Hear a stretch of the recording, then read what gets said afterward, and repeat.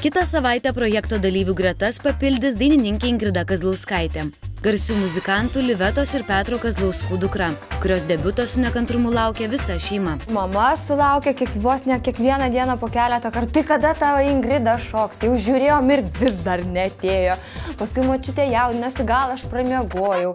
Žingsnelius ant parketų Ingrida šlifuoja draugė su profesionaliu šokėju Ovidijumi Andriekumi. Aš manau, kad mes galim būti tokie gyvsidabriukai, velniukai ir stengsimės, o gal tiesiog ne tai, kad stengsimės, mes būsime linksmi, nes mes iš tikrųjų tokie ir esame. Tačiau jos partneris Ovidijus prognozuoja, kad Ingrida savo moteriškais kerais nukonkuruos kitas projekto dalyves.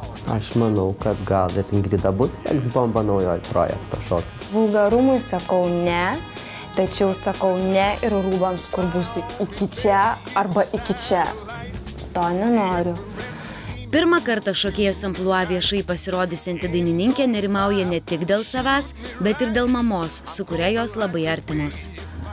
Bijau, kad mama tik neverktų, nes aš žinau jos jautrumą ir tikrai man žirpas neateina. Tai va, bijau to emocinio proveržio ir tikrai labai prašiau mamos, kad jinai tik tais neverktų.